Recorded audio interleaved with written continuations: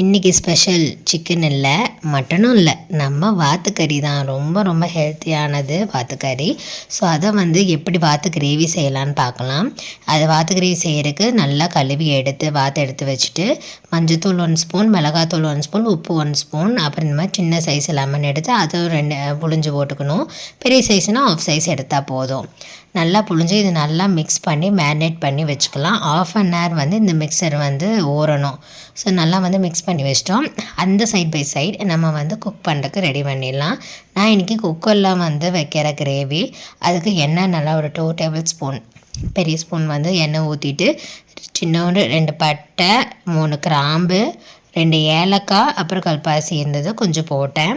நல்லா கொஞ்சம் வணங்கினதுக்கப்புறம் சின்ன வெங்காயம் கொஞ்சம் தொளிச்சு வச்சுருந்தேன். சின்ன வெங்காயம் கொஞ்சம் போட்டேன். அப்புறம் காரத்துக்கு ஏன்னா ஆல்ரெடி அங்கே மிளகாத்தூள் ஆட் பண்ணிட்டோம். ஸோ பச்சை மிளகா 4 ஆட் பண்ணியிருக்கேன். அண்ட் தென் ஒரு கொத்து கொஞ்சமாக கருவேப்பிலை, அதுக்கப்புறம் கொஞ்சோண்டு பல்லேரி, ஒரு ஸ்மால் சைஸ் பல்லேரி அரைஞ்சி வச்சுருந்தேன். கொஞ்சம் நல்லா கிரேவி கன்சிஸ்டன்சி வரும்போது நல்லாயிருக்கும். அதனால் நம்ம இந்த மாதிரி ரெண்டுமே நம்ம ஆட் பண்ண வெங்காயம் எல்லாம் வணங்குறதுக்கு கொஞ்சோண்டு உப்பு ஆட் பண்ணிக்கலாம். உப்பு போட்டோம்னா கொஞ்சோண்டு வணங்குறதுக்குள்ளே பார்த்திங்கன்னா ஒரு பல் பூண்டு பொடியாக நறுக்கி அதுவும் கொஞ்சம் ஆட் பண்ணிட்டேன். இந்த ஸ்டேஜில் பார்த்திங்கன்னா இஞ்சி பூண்டு பேஸ்ட்டு ஆட் பண்ணிக்கலாம். நான் 2 ஸ்பூன் ஆட் பண்ணியிருக்கேன். நம்ம 3/4 கிலோ கறி, அதிகபட்சம் 1 கிலோ வாத்து கறிக்கு 2 ஸ்பூனே போதும், அதிகபட்சம் வேண்டியதில்லை. நல்லா இஞ்சி பூண்டு கெட்டியாக போட்டு எல்லாமே வணங்கினதுக்கப்புறம் பெரிய சைஸு தக்காளி 1, அதை நல்லா பொடியாக அரிங்கி போடணும்.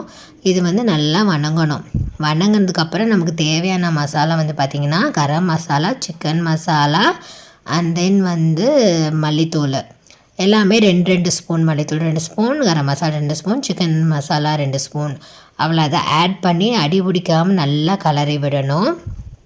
இதுதான் நமக்கு தேவையான இன்க்ரீடியன்ட், அவ்வளோதான். இதுக்கப்புறம் இது அடிப்படை கலருக்குள்ளேயே நம்ம மேரினேட் பண்ண சிக்கனை ஒரு கலரி அதை நல்லா புழிஞ்சு உள்ளே போட்டுறணும். இதை எவ்வளோ நல்ல ரெட்டிஷ் மீட் தெரியுமா, அவ்வளோ நல்லா டேஸ்ட்டாக இருக்கும். நமக்கு இந்த மாதிரி கிரேவி செஞ்சு பாருங்கள். அப்புறம் திரும்பி சாப்பிட்ணும் தோணும். சிக்கனே தோற்று போயிடும். அந்த அளவுக்கு நல்லா தான் டேஸ்ட்டாக வந்திருந்தது. இந்த இது வணங்குறதுக்கு பார்த்திங்கன்னா இந்த கறி வணங்குறதுக்கு ஒரு செம்பு, சின்ன செம்பில் ஒரு செம்பு ஊற்றின தண்ணி, அவ்வளோதான். அதுக்கப்புறம் நல்லா கொதி வரணும். கொதி வர வரைக்கும் கலரை விட்டுட்டு கொதி வந்ததுக்கப்புறம் உப்பு எல்லாமே பார்த்துட்டு உப்பு மட்டும் தேவையான அளவு ஆட் பண்ணால் போதும். இந்த அளவுக்கு கொதி வந்ததுக்கப்புறம் குக்கர் மூடி, நான் கொஞ்சம் பெரிய குக்கர், அதனால் 2 விசில் விட்டாங்கன்னா நல்லா கறியெல்லாம் வெந்து வந்துடும். நமக்கு குழம்பு மாதிரி வேணால் நம்ம அப்படியே யூஸ் பண்ணிக்கலாம். இப்போ ஆஃப்டர் வந்ததுக்கப்புறம் இந்த மாதிரி இருந்தது. எனக்கு கிரேவி கன்சிஸ்டன்சி வேணும்னா தேங்காய் கொஞ்சம் அரைச்சி ஊற்றி நல்லா கொதி விட்டதுக்கப்புறம் உங்களுக்கு கன்சிஸ்டன்சி இந்த மாதிரி இருந்தது. சூப்பராக இருந்தது. தோசை, சப்பாத்தி, சாப்பாடு எல்லாத்துக்கும் மேட்ச் ஆகும். மறக்காமல் ட்ரை பண்ணுங்கள். ரொம்பவே ஹெல்த்தும் கூட. டாடா, பாய்.